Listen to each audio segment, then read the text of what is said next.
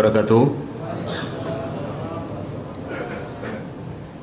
Innal hamdalillah nahmaduhu wa nasta'inu wa nastaghfiruh wa na'udzu billahi min shururi anfusina wa min sayyiati a'malina. May yahdihillahu fala mudilla lahu wa may yudlil fala hadiyalah. Wa asyhadu an la ilaha illallah wahdahu la syarikalah wa asyhadu anna Muhammadan abduhu rasuluhu la nabiyya ba'da ma ba'du. Raditu billahi rabba wa bil islami dina wa bi Muhammad nabiyya wa rasulah. Segala puji bagi Allah Subhanahu wa taala yang telah mensyariatkan puasa Ramadan bagi kaum muslimin, dan puasa Ramadan adalah salah satu ibadah terbaik yang apabila seorang muslim mengerjakannya dengan iman dan mengharap ganjaran pahala dari Allah Subhanahu wa taala, maka dia akan mencapai derajat takwa dan diampunkan oleh Allah Subhanahu wa taala dosa-dosanya yang telah lalu. Salawat dan salam tertuju kepada Rasulullah sallallahu alaihi wasallam, di mana beliau telah mengemban risalah agama Islam ini, menyampaikannya secara cermat kepada umat. Tidak tersisa apapun juga melainkan telah beliau sampaikan kepada kita. Semoga Allah Subhanahu wa taala meridhoi para sahabat, imam-imam kaum muslimin, para ulama yang membawa tongkat estafet ilmu dari zaman ke zaman hingga hari ini. Jemaah rahimani wa rahimakumullah, terdapat banyak faidah dari suatu ibadah. Terdapat banyak faidah di dalam suatu ibadah. Ibadah puasa Ramadan, tidak ada yang mampu mengiranya secara cermat, secara tepat, kecuali hanya Allah Subhanahu wa ta'ala. Karena ilmu Allah Subhanahu wa ta'ala meliputi segala sesuatu. Sedangkan Allah Subhanahu wa ta'ala mengatakan ilmu manusia itu sedikit sekali. Akan tetapi jemaah rahimani wa rahimakumullah, pada kesempatan hari ini saya akan coba bawakan beberapa faidah dari puasa Ramadan, faidah keimanan, faidah fikih, faidah ketakwaan, faidah tazkiyatun nufus, dan yang lainnya. Jadi pembahasan kita pada kesempatan hari ini tidak terbatas faidah dalam masalah fikih saja, akan tetapi faidah dari keimanan, faidah fikih, faidah tazkiyatun nufus, faidah sejarah, dan yang lainnya. Maka dengan memohon pertolongan kepada Allah Subhanahu wa ta'ala, saya akan sampaikan kepada Anda semua faidah-faidah dari puasa di bulan Ramadan. Jemaah rahimani wa rahimakumullah, faidah yang pertama, puasa Ramadan adalah sarana menuju ketakwaan. Jadi takwa bukan sesuatu yang dicari di awal, akan tetapi dia merupakan buah dari amal soleh.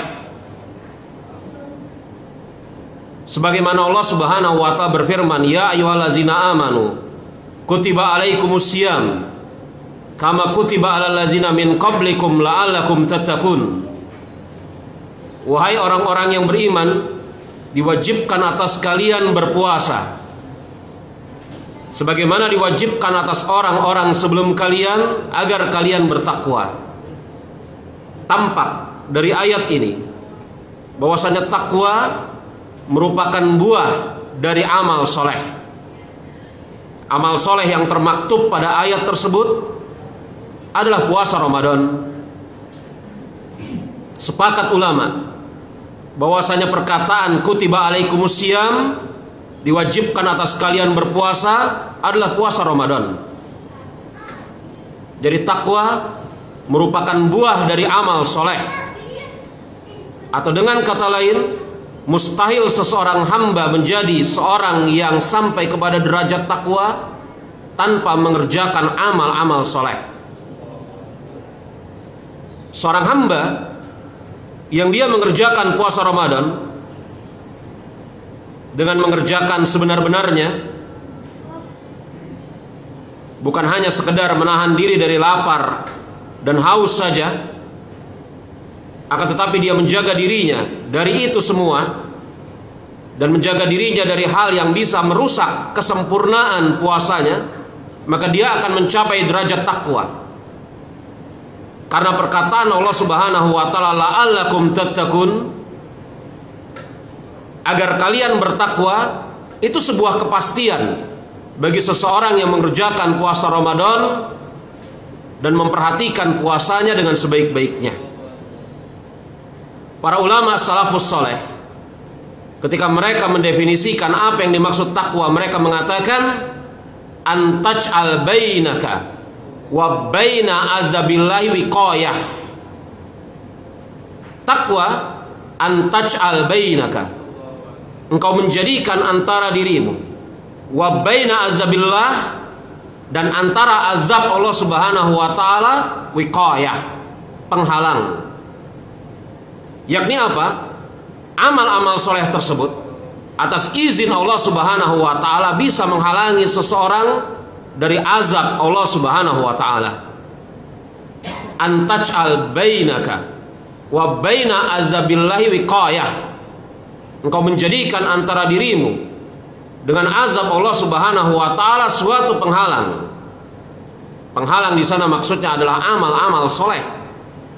Yang amal-amal soleh tersebut atas izin Allah Subhanahu wa taala akan menjauhkan pelakunya, orang yang beramal dengannya, dari neraka jahanam Allah Subhanahu wa taala. Makanya para ulama ketika mendefinisikan takwa, mereka mengatakan hal yang sedemikian. Syekh bin Baz rahimahullahu taala, beliau menjelaskan, beliau mengatakan, man tadabbara, siapa yang mentadaburi dalil-dalil tentang takwa fi kitabillahi azza wa jalla wa fi sunnati rasulillahi sallallahu alaihi wasallam, siapa yang mentadaburi dalil-dalil tentang takwa di dalam Al-Quran maupun As-Sunnah, maka dia akan menjumpai bahwasanya takwa merupakan seluruh sebab kebaikan di dunia maupun di akhirat. Siapa yang mentadaburi dalil-dalil dari Al-Quran maupun As-Sunnah yang menjelaskan tentang takwa, fadilah-fadilah, keutamaan-keutamaannya yang tidak kurang dari 78 keutamaan takwa disebutkan di dalam Al-Quranul Karim, apa kata Syekh bin Baz? Dia akan menjumpai bahwasanya takwa adalah seluruh sebab yang mendatangkan kebaikan dunia maupun akhirat. Dan hal ini, sebagaimana yang telah saya sampaikan di awal, takwa tidak mungkin diperoleh oleh seorang hamba kecuali dengan mengikuti perintah dan menjauhi larangan. Dan kalau Anda cermati jemaah rahimani wa rahimakumullah, seseorang yang berpuasa pada hakikatnya dia sedang mengerjakan perintah Rabbnya azza wa jalla. Seseorang yang berpuasa pada hakikatnya dia sedang meninggalkan larangan dari Allah Subhanahu wa taala. Maka perhatikan baik-baik hal ini. Kemudian jemaah rahimani wa rahimakumullah, faidah yang kelima. Kalau Anda bertanya, mengapa dari satu saya loncat kelima? Karena jemaah rahimani wa rahimakumullah, saya menyusun suatu makalah tulisan yang berjudul faedah-faedah dari bulan Ramadan yang saya susun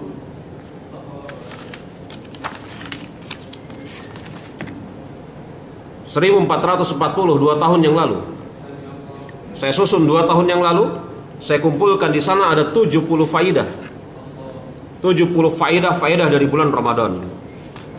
Sudah barang tentu 70-70-nya tidak akan mungkin bisa kita bacakan di kesempatan hari ini. Maka saya memilih sesuai dengan apa yang saya anggap penting untuk kita semua.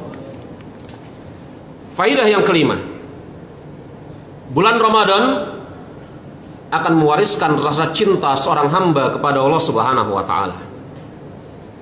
Bulan Ramadan akan mewariskan rasa cinta seorang hamba kepada Allah Subhanahu wa taala.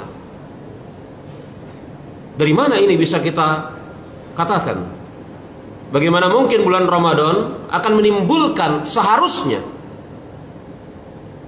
Bagaimana mungkin bulan Ramadan seharusnya menimbulkan rasa cinta seorang hamba kepada Allah Subhanahu wa taala? Apa hubungannya? Jemaah rahimani wa rahimakumullah, kalau Anda perhatikan khususnya belakangan ini, di mana kemudian kabar kematian kita dengar dari hari ke hari, kematian itu seakan-akan semakin mendekat ke arah kita. Betul? Tapi bersamaan dengan itu nama kita belum disebut di dalam salah satu di antara masjid-masjid Allah Subhanahu wa taala. Tadi pagi saya baru mendengar suara pengumuman inna lillahi wa inna ilaihi rajiun tepat sebelum saya berangkat ke sini. Saya tidak ke masjid ini lebih dari 1 tahun. Ini adalah setahun lebih ya. Terakhir saya bulan Maret tahun kemarin. Berapa banyak orang yang Anda kenal telah mendahului kita. Orang-orang yang tidak Anda kenal mendahului kita dengan berbagai macam sebab. Di antaranya sebab yang kita sama-sama maklum, pandemi belakangan ini. Allah Subhanahu wa taala berikan kepada Anda kesempatan satu kali lagi, 1 tahun ini, untuk menjumpai bulan Ramadan. Betapa hal itu tidak menjadikan seharusnya Anda bertambah cinta kepada Rabb Azza wa Jalla. Karena sungguh jemaah rahimani wa rahimakumullah, Allah Subhanahu wa taala tidak memerlukan kita. Kalau kita mati pada kesempatan tahun kemarin, Allah Subhanahu wa taala tidak merugi sedikit pun juga. Hamba Allah Subhanahu wa taala bukan hanya kita saja. Hamba Allah Subhanahu wa taala terhitung katanya 8 miliar orang.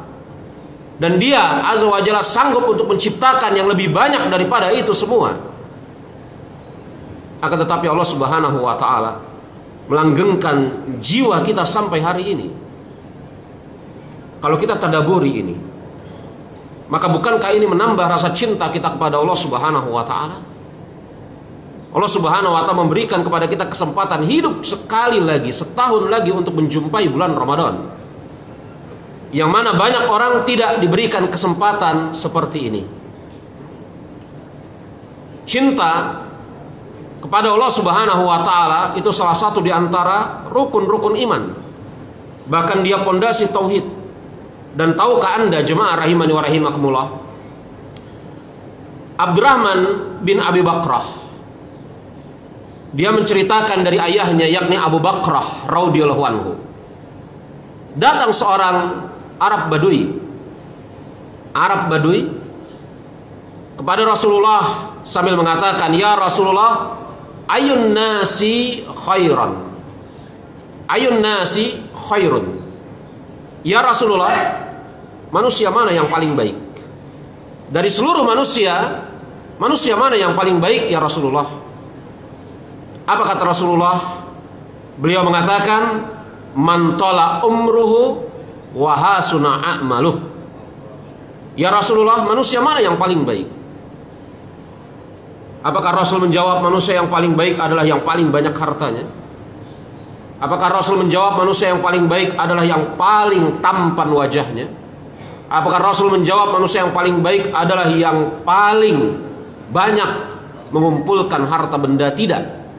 Rasul ditanya, "Ya Rasulullah, ayun nas khairun?" Siapa manusia yang terbaik?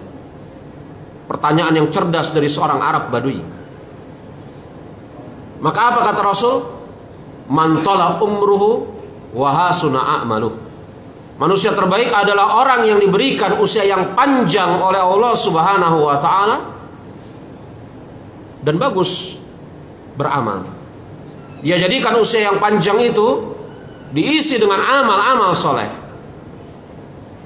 Manusia terbaik adalah mantulu umruhu, siapa yang diberikan usia yang panjang oleh Allah Subhanahu wa taala. Boleh kita artikan manusia terbaik adalah orang yang usianya panjang. Tetapi kita sama-sama memaklumi bahwasanya usia hidup kita bukan di tangan kita. Usia ini adalah pemberian dari Allah Subhanahu wa taala.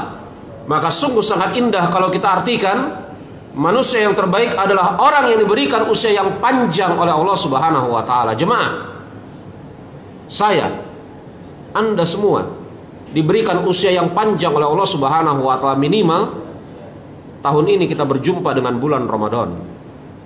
Sebagaimana sebagian saudara-saudara kita tidak menjumpai bulan Ramadan pada tahun ini.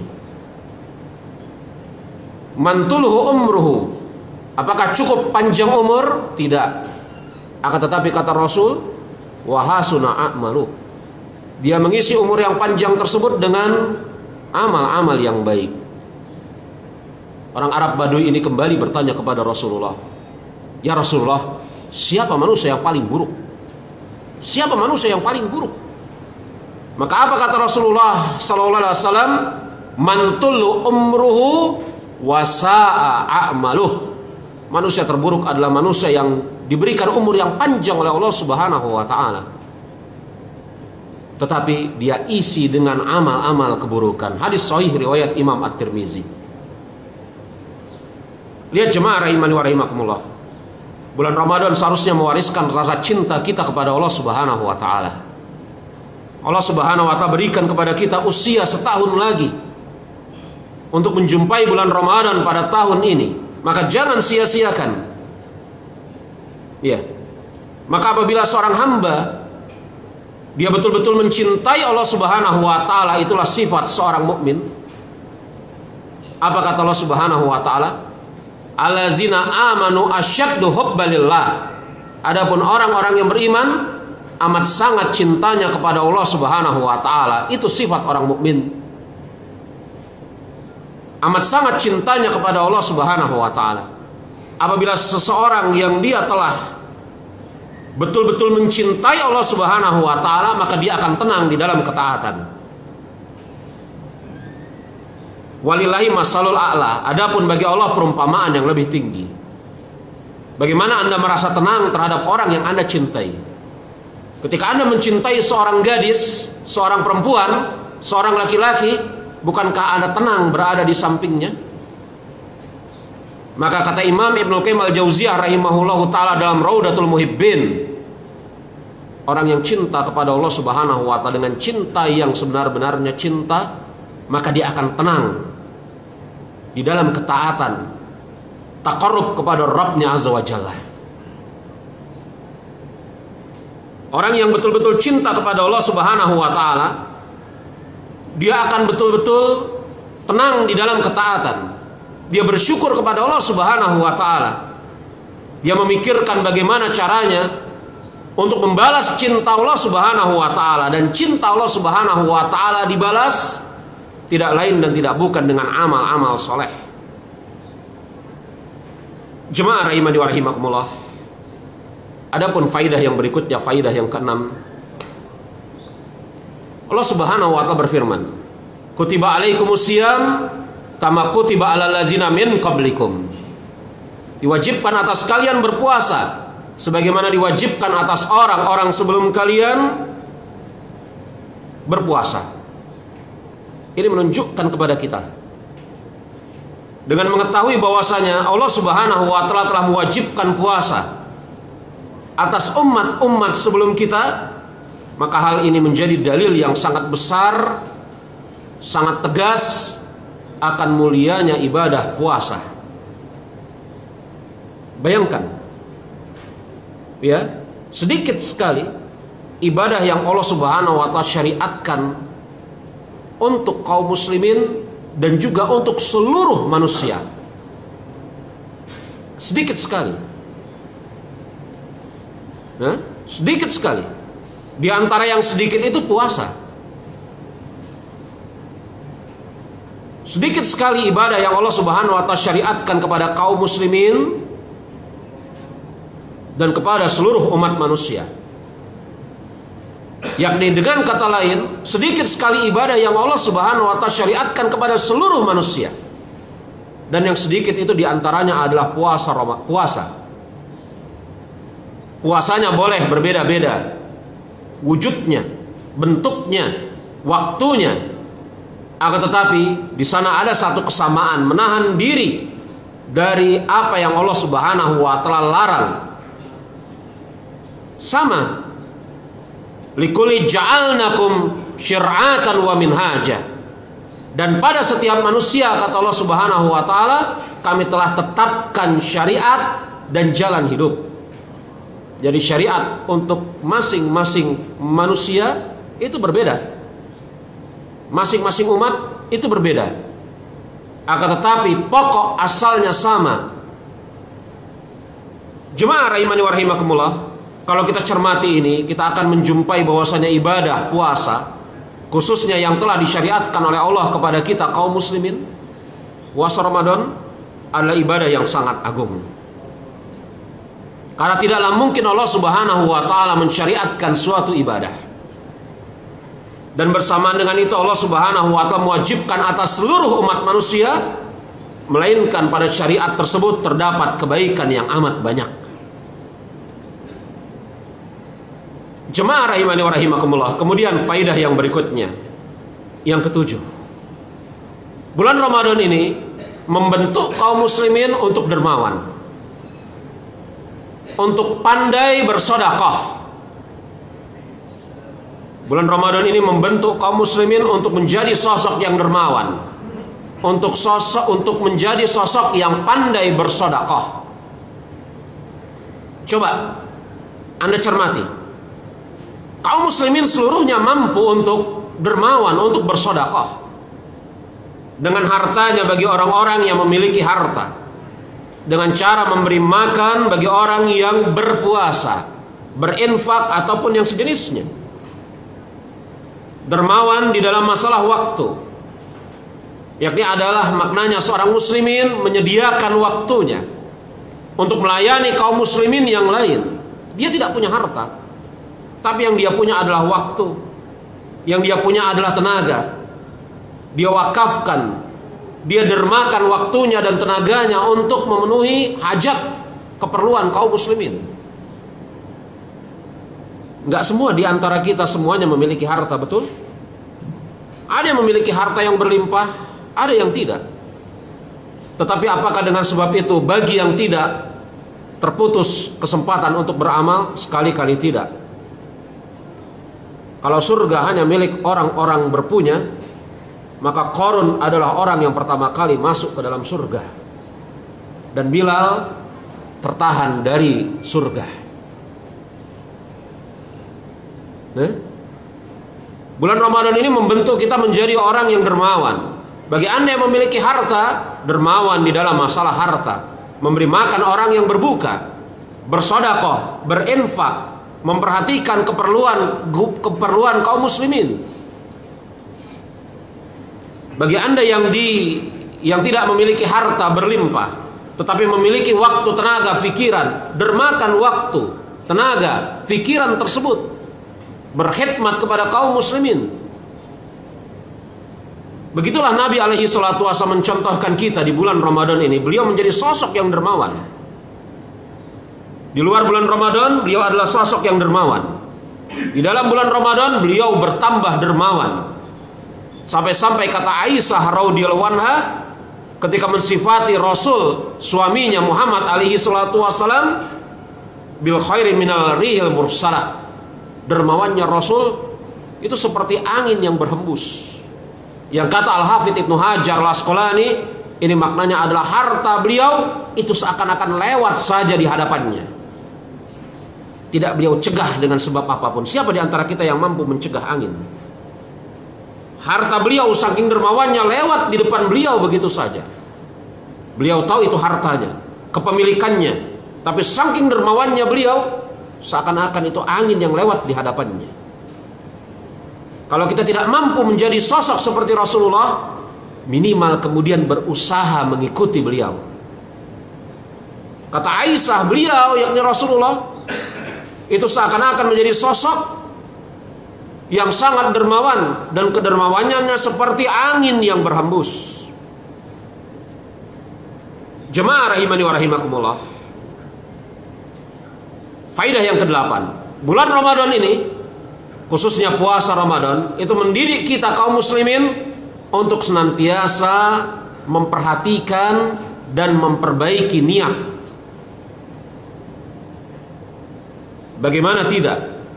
Karena puasa yang mendapatkan ganjaran adalah puasa yang diniatkan untuk mencari pahala dari Allah Subhanahu wa taala semata-mata. Bukankah Rasul mengatakan man shoma ramadhana imanan wa ihtisaban ghufira lahu ma taqaddama min zambi? Siapa yang berpuasa pada bulan Ramadan dengan iman dan mengharap ganjaran, dan ganjaran tidak akan mungkin diperoleh kecuali seseorang ketika mengerjakan amal tersebut ikhlas karena Allah Subhanahu wa taala. Maka apa yang didapat atas seseorang yang berpuasa di bulan Ramadan dengan keimanan dan mengharap ganjaran pahala dari Allah Subhanahu wa taala, ghufira lahu ma taqaddama min zambi, maka akan diampuni dosa-dosanya yang telah lalu.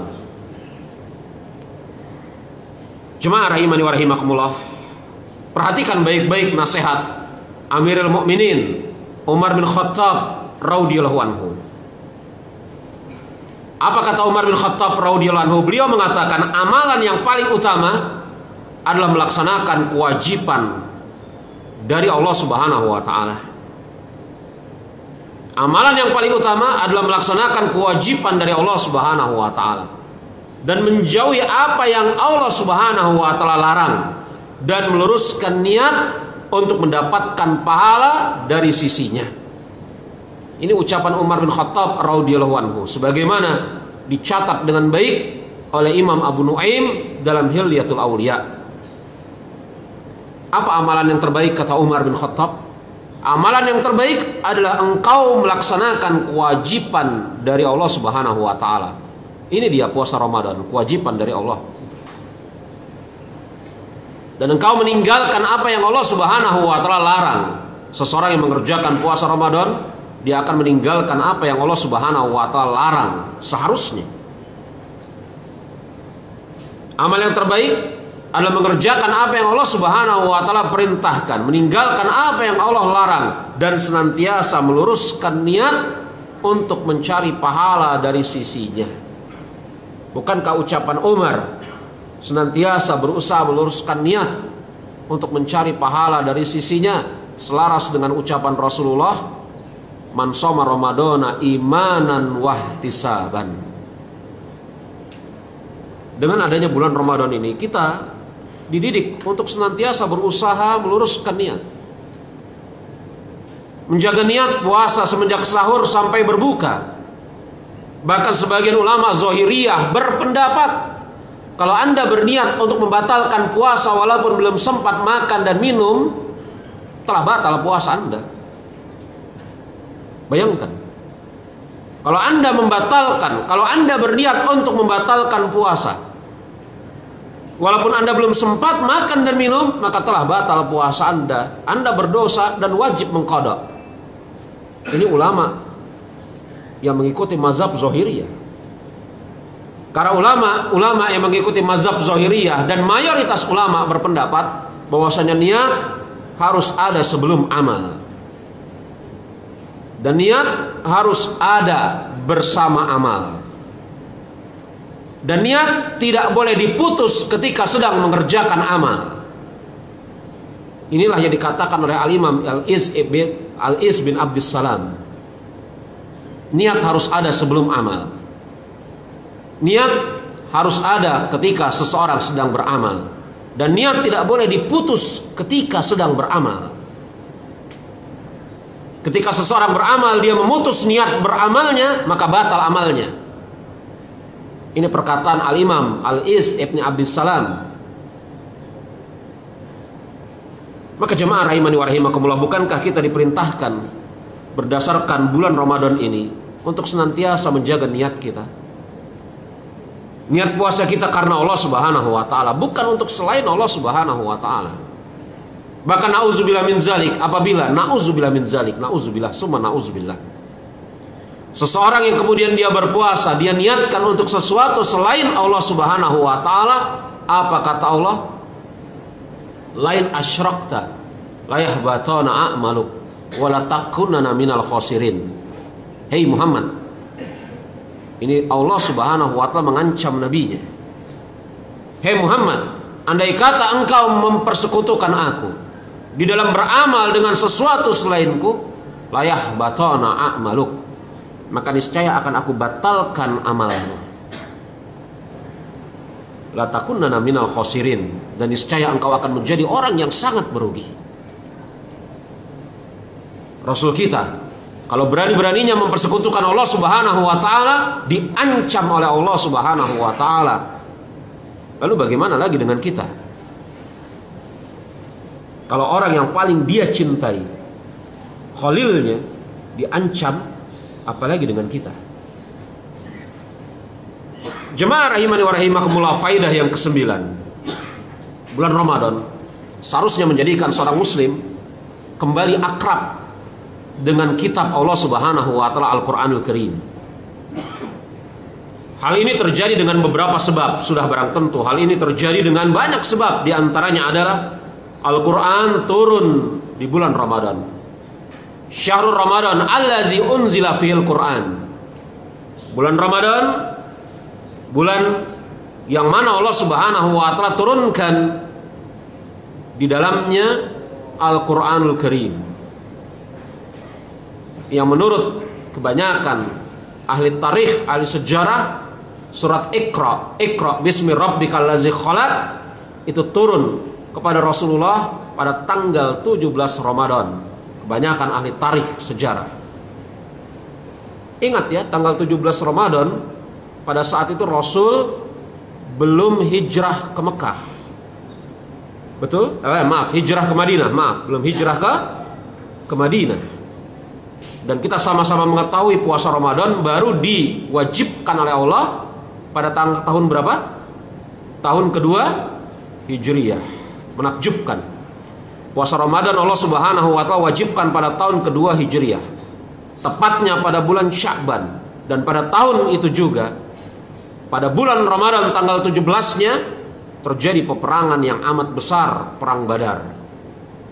Anda bayangkan jarak antara kewajiban yang Allah tetapkan bagi kaum muslimin dengan perang Badar itu tidak lebih dari 1 bulan.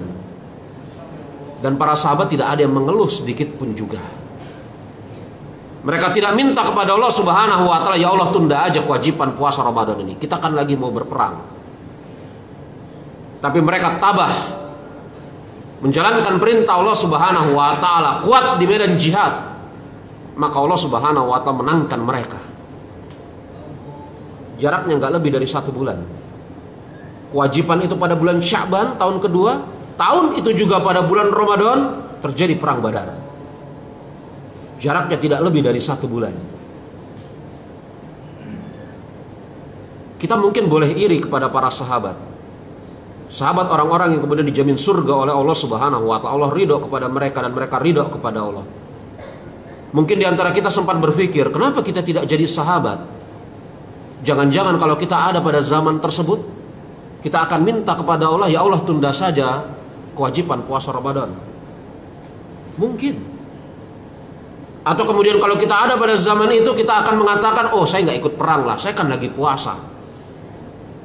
Tapi para sahabat yang jumlahnya nggak banyak, 317 orang berkisar antara itu, mereka berpuasa di bulan Ramadan dan mereka berjihad perang Badar. Allah jayakan mereka. Sami'na wa ta'na. Dengar dan taat. Mengisi harinya dengan kesabaran yang indah. Al-Quran turun pada bulan Ramadan. Jibril mengajarkan Al-Quran kepada Rasul. Nabi kita Nabi Muhammad alaihi salatu wassalam pada bulan Ramadan secara sempurna. Ini sebagaimana hadis yang diriwayatkan oleh Imam Bukhari dan Imam Muslim dari Fatimah radhiyallahu anha. Fatimah mengisahkan bahwasanya Jibril datang pada setiap bulan Ramadan untuk mendengarkan bacaan Al-Quran Rasulullah sallallahu alaihi wasallam. Adapun pada tahun wafat beliau, Jibril datang 2 kali. Dalam tambahan riwayat Imam Muslim ada tambahan yang menarik di waktu malam. Kalau riwayat Imam Bukhari, Jibril datang kepada Rasul untuk mendengar bacaan Rasulullah Sallallahu Alaihi Wasallam setiap bulan Ramadan. Adapun pada tahun beliau wafat, Jibril turun 2 kali. Dalam riwayat Imam Muslim ada tambahan yang bagus sekali di waktu malam. Maka berdasarkan itu semua jemaah, Imam Nawawi mengatakan bahwasanya yang paling bagus waktu membaca Al-Quran di bulan Ramadan atau di luar bulan Ramadan adalah pada waktu malam hari. Iya, ini bukan berarti Anda tidak boleh membaca Al-Quran di siang hari, boleh. Tetapi kalau misalnya kemudian Anda bertanya mana waktu yang paling bagus membaca Al-Quran, di waktu malam hari atau di waktu siang hari, maka berdasarkan hadis Fatimah tadi, nampak bahwasanya Jibril datang di malam hari mendengarkan bacaan Al-Quran Rasulullah. Dan begitu juga kata Allah Subhanahu wa taala, inna nasyi'atal laili ya asyaddu wat'an wa aqwamu qila. Sesungguhnya bangun di waktu malam itu lebih tepat dan lebih khusyuk, dan bacaan di waktu itu lebih berkesan. Bacaan Al-Quran di waktu malam lebih berkesan. Maka jemaah, Anda bisa lihat contoh-contoh yang menakjubkan dari salafus soleh. Di antara mereka ada yang bisa mengkhatamkan 60 kali di bulan Ramadan. Padahal waktu mereka sama dengan waktu kita. Anda jangan kira bahwasanya waktu yang Allah berikan kepada Imam Syafi'i, yang beliau berhasil mengkhatamkan 60 kali dalam 1 bulan Ramadan, oh waktunya mungkin bukan 24 jam sehari semalam, mungkin waktunya 60 jam sehari semalam. Tidak ya jemaah. Dari waktu bumi diciptakan sampai hari kiamat sehari semalam 24 jam. Iya. Kecuali nanti menjelang hari kiamat. Menjelang hari kiamat nanti mulai mendekat waktu itu. Jemaah rahimani wa rahimakumullah, itu dia. Ya. Bahkan orang-orang mulia, mungkin Anda berpikir, Imam Syafi'i nggak ada kerjaan, ulama nggak ada kerjaan, nauzubillah. Celaan kepada Imam Syafi'i. Bagaimana kalau saya sebut seorang anak pangeran Al-Walid bin Abdul Malik? Dari namanya kita tahu Al-Walid bin Abdul Malik siapa dia? Anak Abdul Malik bin Marwan. Siapa Abdul Malik bin Marwan?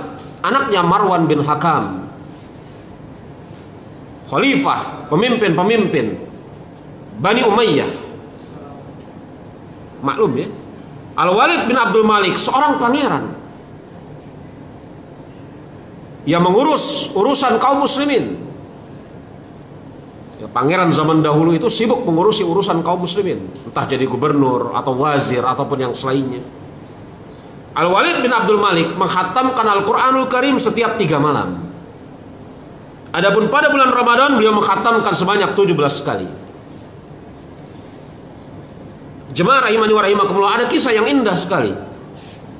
Izinkan saya untuk membacakannya. Imam Ibnu Asakir dalam Tarikh Dimashqi menceritakan seseorang ulama. Tarikh Dimashqi itu buku biografi, buku sejarah sekaligus biografi. Imam Ibnu Asakir dalam Tarikh Dimashqi menceritakan kisah seorang ulama yang bernama Ali. Ali ini punya anak namanya Al-Qasim bin Ali. Imam Ibnu Asakir tidak pernah bertemu dengan si Ali tadi, tapi Imam Ibnu Asakir bertemu dengan anaknya Al-Qasim bin Ali. Jadi sudah berbeda generasi antara Imam Ibnu Asakir dengan Ali. Beliau tidak pernah bertemu. Tapi nama seorang ulama yang bernama Ali ini masyhur sekali pada waktu tersebut. Kemudian Ibnu Asakir, karena beliau sedang dalam rihlah menulis kitab sejarah, beliau bertanya kepada anaknya si Ali tadi, Al-Qasim bin Ali, "Hei, wahai anak saudaraku, Tolong sifatkan bapakmu itu seperti apa. Kalau zaman sekarang mungkin gampang ya. Bapakku itu rambutnya seperti ini, ada foto, ada suara, ada video. Kalau pada zaman itu kan tidak ada. Heh, anak saudaraku, tolong sifatkan bapakmu itu seperti apa. Maka jemaah lihat ini, apa kata Al-Qasim bin Ali mensifati ayahnya. Ini tantangan terbesar atas diri kita sebagai orang tua, sebagai ayah. Nanti kalau kita mati, anak kita mengingat kita dengan cara apa? Ini tantangan besar ini buat saya dan buat Anda semua sebagai seorang ayah. Nanti kalau kita mati, anak kita mengingat kita dengan cara apa? Ngomong-ngomong sampai jam berapa jemaah? Bebas. Dengar-dengar ada buka puasa ya? Masya Allah. Kata Imam Ibnu Asakir kepada Al-Qasim bin Ali, tolong sifatkan ayahmu. Apa kata Al-Qasim bin Ali mensifati ayahnya? Ayahku sangat bersemangat mengerjakan sholat berjamaah. Ayahku sangat bersemangat mengerjakan sholat jamaah. Dia begitu bersemangat untuk membaca Al-Quran. Adapun pada bulan Ramadan, beliau mengkhatamkan Al-Quran setiap malam. Dan di 10 hari terakhir, beliau beriktikaf di masjid di bawah menara sebelah timur. Ajib, Masya Allah ini. Bayangkan, kalau kemudian jemaah, anak kita nanti ditanya, bagaimana ayahmu? Ayah saya itu kerjaannya ngomel aja. Jarang di rumah. Kalau di rumah tidur. Sekali pergi sama kami, sibuk dengan gadgetnya. Baca Qurannya nggak beres. Nauzubillah kalau itu yang disifatkan oleh anak kita terhadap diri kita. Qasim, bagaimana ayahmu si Ali itu? Sifatnya gimana? Oh, ayah saya itu semangat untuk mengerjakan sholat berjamaah. Lagi seperti apa sifat ayahmu yang berikutnya?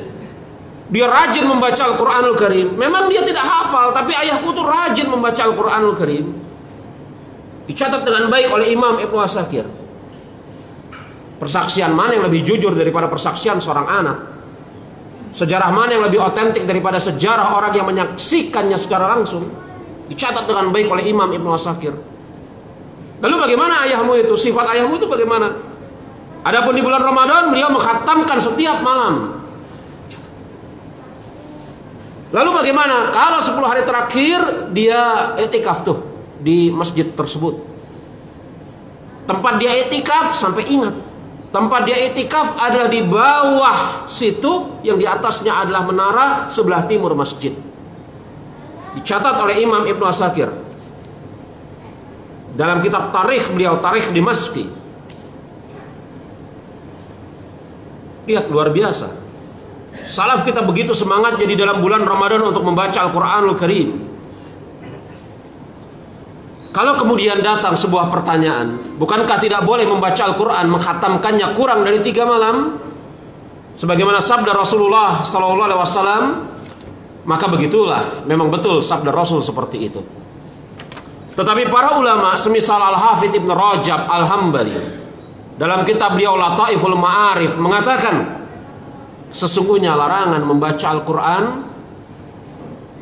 dan mengkhatamkannya kurang dari 3 hari, itu jika dilakukan secara terus menerus. Larangan membaca Al-Quran dan mengkhatamkannya kurang dari 3 hari jika dilakukan secara terus menerus. Adapun pada waktu yang utama, seperti bulan Ramadan ini, tidak diragukan lagi bulan Ramadan ini adalah waktu yang utama, di mana kebaikan dilipat gandakan pahalanya oleh Allah Subhanahu wa taala. Adapun pada waktu yang utama, lebih-lebih lagi pada waktu-waktu yang utama, lihat itu. Al-Hafidh Ibnu Hajar Al-Asqalani memurakabkan waktu-waktu. Waktu yang utama bulan Ramadan, waktu-waktu yang utama bulan Ramadan, malam Lailatul Qadar. Berkumpul 2 keutamaan di situ ya. Bisa lagi kita gabungkan waktu yang utama. Bulan Ramadan, malam Lailatul Qadar, malam Jumat. Al-Hafidz Ibnu Rajab mengatakan, apabila bertepatan dengan waktu yang utama atau waktu-waktu yang utama, atau juga bertepatan dengan tempat yang utama, semisal Mekah, Madinah, Baitul Maqdis, Masjid Quba. Hanya ada 4 masjid di muka bumi ini yang disyariatkan oleh Rasulullah lewat lisannya lebih utama dibanding masjid yang lain. Hanya 4 ya. Tidak ada bedanya masjid yang kita berada saat ini di sini dengan masjid yang nggak ada bedanya. Masjid yang Rasul bedakan itu 4: Masjidil Haram, Masjid Nabawi, Masjidil Aqsa, dan Masjid Quba. Ya? Adapun pada tempat yang utama, semisal Mekah, Tanah Haram, masjid yang 4 tadi, bagi orang yang datang ke sana, berarti bukan penduduknya. Berarti bukan apa? Penduduknya. Maka dianjurkan untuk memperbanyak dia membaca Al-Quran sebagai bentuk pemanfaatan waktu dan tempat yang utama. Dan saya mengikuti mazhab pendapatnya Al-Hafidz Ibnu Rajab. Jadi kalau ada orang yang bertanya, Ustadz, iya, bukankah sebaik-baik sholat sunnah di rumah? Betul. Lalu kalau kita di Tanah Haram, mana yang lebih baik? Kita di hotel atau di Masjidil Haram? Di Masjidil Haram. Loh, kenapa? Anda bukan penduduk Tanah Haram. Dan yang kedua, hotel itu bukan rumah Anda. Betul ya? Ada yang punya hotel di Mekah di sini? Ajak-ajak dong. Ada yang punya hotel, ajak-ajak dong. Hotel itu bukan rumah Anda. Anda statusnya sebagai seorang yang safar. Tidak diragukan lagi.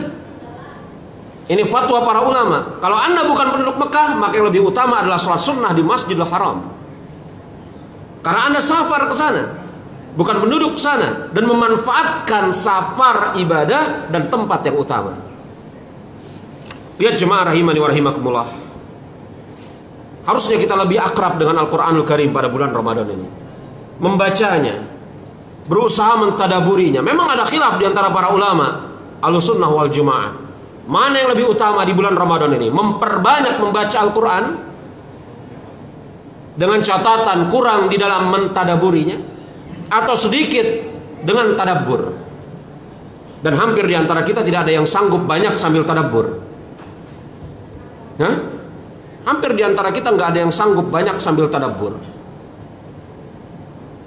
Orang-orang yang banyak sambil mampu tadabbur itu kayaknya sudah terputus dengan wafatnya Imam Asyuyuti.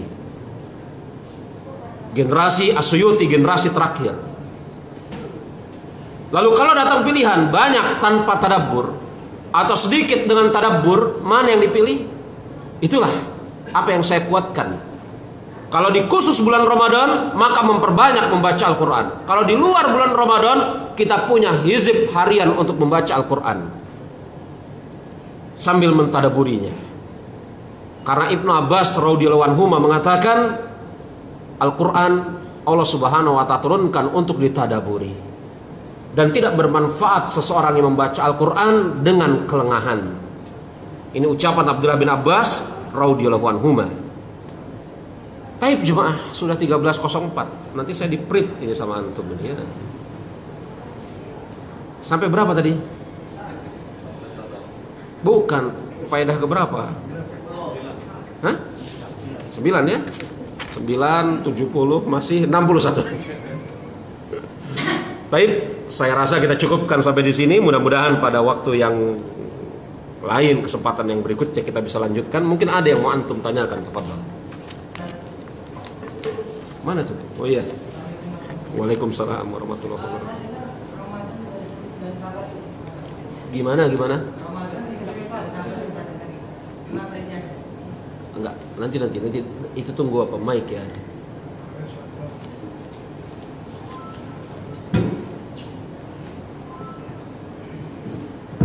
Iya, saya dengar bulan Ramadan juga disebut bulan sabar. Gimana pengen? Iya, betul. Ini ada juga sebenarnya di bahasan saya ini. Bulan Ramadan itu bulan kesabaran, yakni madrasah untuk mendidik kaum muslimin sabar. Betul memang. Karena jemaah rahimani wa rahimakumullah, para ulama semisal Imam Al-Ghazali, kemudian setelah Al-Ghazali Al-Harawi, kemudian ucapan Al-Ghazali dan Al-Harawi ini dirumuskan dengan baik sekali oleh Imam Ibnu Qayyim. Ini asalnya ucapan Al-Ghazali, ucapan Al-Harawi. Tapi ucapan mereka berdua itu tidak sistematis seperti yang dirumuskan oleh Imam Ibnu Qayyim. Imam Ibnu Qayyim mengatakan sabar itu ada 3 jenis. Yang pertama, sabar di dalam menjalankan perintah sampai perintah tersebut tertunaikan. Itu yang pertama. Yang kedua, sabar di dalam meninggalkan larangan agar jangan sampai terjerumus atau mendekati larangan tersebut. Itu yang kedua.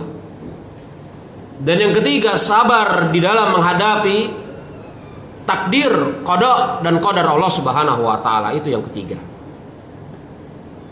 Tiga-tiganya ada di dalam puasa Ramadan. Tiga-tiganya ada di dalam bulan Ramadan. Sabar di dalam menjalankan perintah. Ketika kita berpuasa, maka kita akan mendidik diri kita untuk bersabar. Hatta 1 detik kita tungguin. Betul ya? Wah, 1 detik inilah minum duluan. Ada yang seperti itu? Kalau Anda melakukan seperti itu, malu sama anak-anak TK. Anak TK saja bersabar ya. 1 detik inilah, apa bedanya? Cuma 1 detik. Sabar kita nungguinnya. 13-14 jam. Indonesia ini ya alhamdulillah nggak terlampau panjang saumnya, puasanya 13-14 jam. Negeri-negeri Timur Tengah itu antara 14-15 jam. Semakin ke utara semakin panjang. Betul? Negeri-negeri Skandinavia, Balkan itu bisa 19-21 jam. Anda bayangkan, ada titik tertinggi di Denmark perbatasan Finlandia 21 jam tahun ini berpuasa. Longyearbyen Beach 21 jam. Kesabaran macam apa yang bisa kemudian menjadikan seseorang tahan dari tidak makan dan tidak minum selama 21 jam. Makanya orang-orang kafir heran, kok bisa-bisanya ini orang-orang Islam gak makan dan gak minum selama 20 jam lebih, selama 15 jam lebih. Heran mereka. Tapi jemaah, ada hal yang kontradiksi. Sanggup menahan diri selama 14 jam tidak makan dan tidak minum, Allahu Akbar, azan maghrib, wah habis-habisan. Habis-habisan ya. Dia bongkar untuk kesabarannya. 14 jam mampu dia bersabar. Kedengar muazzinnya belum lengkap mengucapkan Allahu Akbar, udah macam-macam yang dia masuki ke perut. Habis itu, ya Allah, ambil maaf perutnya. Maghribnya telat, tarawih susah. Habis bulan Ramadan timbangannya naik. Timbangan naik plus tensi. Tensi naik. Kontradiksi dengan kesabaran. Bulan Ramadan ini mendidik kita untuk sabar. Menahan diri dari hawa nafsu. Termaksud hawa nafsu berbelanja. Bilang nih sama istri-istri antum ya. Ini Ramadan nih. Menahan diri dari hawa nafsu. Termaksud hawa nafsu berbelanja. Apa aja pengen dibeli. Sudah ada baju satu, baju yang lain. Kue yang warnanya putih, yang merah belum ada bang. Beli yang merah, hijau belum ada hijau. Akhirnya bukannya kemudian kaum muslimin bisa memperoleh hikmah Ramadan, yakni kesabaran, malah hancur-hancuran.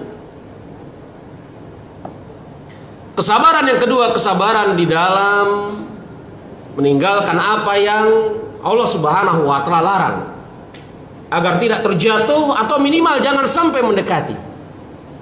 Bulan Ramadan juga seperti itu. Makanya Rasul kita mengatakan, man lam yada qaula zur wa amalu bih. Siapa yang tidak meninggalkan ucapan yang buruk dan beramal dengan amal keburukan, apa kata Rasul? Falaisa lillahi an yada'a ta'amahu wa syarabahu. Maka Allah tidak memerlukan Dia meninggalkan makan dan minumnya. Sabar.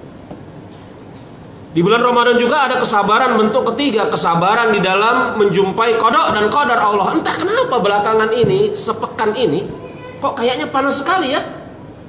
Padahal di awal bulan Ramadan kita masih menjumpai hujan, betul? Mau apa Anda? Mau protes kepada Allah? Ya Allah, kenapa nggak hujan terus sampai akhir Ramadan? Seingat saya juga heran itu, takjub saya. Seingat saya, biasanya bulan Ramadan itu identik dengan panas. Ini malah apa? Hujan. Saya nggak tahu ya. Kalau di daerah saya Cibubur, Cilengsi, Ciang sana itu hujan. Hujan terus. Mendung. Hujan, mendung. Ini beberapa hari ini, sekitar sepekan belakangan ini panas sekali di luar sana ya. Ini takdir Allah Subhanahu wa taala. Daerah-daerah tertentu misalnya Yaman itu bisa sampai kepada derajat 42 siang hari bulan Ramadan. Mau protes kepada Allah, ya Allah, kenapa sih sudah tahu panas kok ada matahari?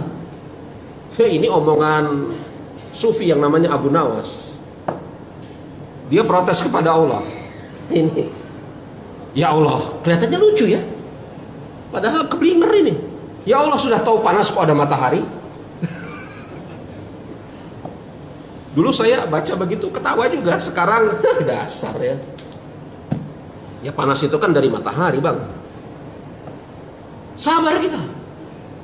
Anda nih bekerja, berdagang. Kalau di masjid ini enak ya, dingin ya. Entah di bawah sana. Dingin juga gak di bawah sana? Sabar. Sampai-sampai kalau kemudian, dah ini berapa dah? 10.000. 10.000, 5.000 aja deh. Kadang-kadang ngurus dada ya. Nggak tahu diri benar ini. 10.000 ditawar 5.000. Kalau 5.000 masih mending ya. Berapa nih dah? 10.000. 3.000. 3.000 coba. Ditawarnya 3.000. Rumusnya mungkin apa? Harga jual itu 50% dikurangin sekian persen lagi. Emak-emak ini biasanya nawar kayak gini ya. Makanya bagi emak-emak harus diingatkan peri kemanusiaan yang adil dan beradab. Kadang-kadang bagaimana Anda menghadapi pembeli yang nawar semena-mena? Jualan baju, wah diberantakin itu baju semua. Oh ya. 5 keranjang semuanya berantakan. Gimana Anda menghadapi ini? Mau Anda gebuki pembeli itu? Atau barang siapa yang memegang wajib membeli? Nggak ada seperti itu. Ini kan nggak boleh. Dalam syariat Islam tidak boleh yang megang, bahkan yang lihat wajib membeli. Nggak boleh itu. Karena di sana ada hak khiyar, ada hak tawar menawar, hak pilih. Anda bersabar menghadapi tingkah lagu manusia. Makanya ketika ada seseorang yang kemudian mengajak orang yang sedang berpuasa berkelahi, ada orang yang lagi berpuasa diajak berkelahi oleh orang yang lain. Apa kata Rasul? Falyakul, hendaklah orang yang berpuasa ini mengatakan, ini saim, ini saim, ini saim. Saya lagi berpuasa, saya lagi berpuasa, saya lagi berpuasa. Nah begitu tuh.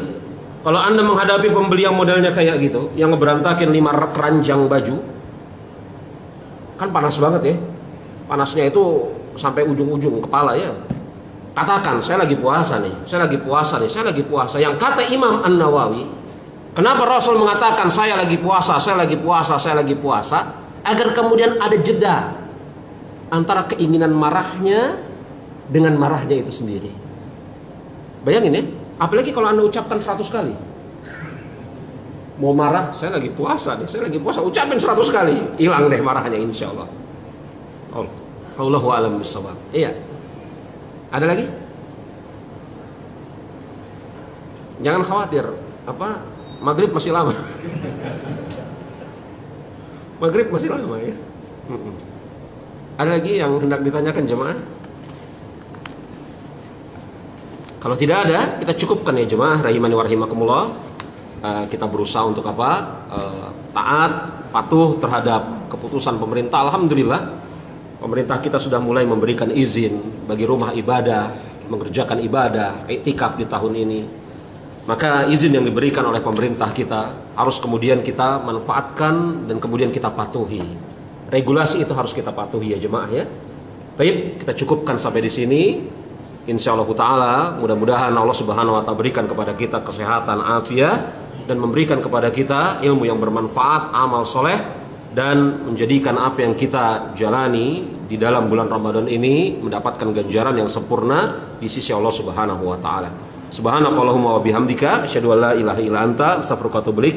Wa akhiru da'wana alhamdulillahirabbil alamin. Assalamualaikum warahmatullahi wabarakatuh.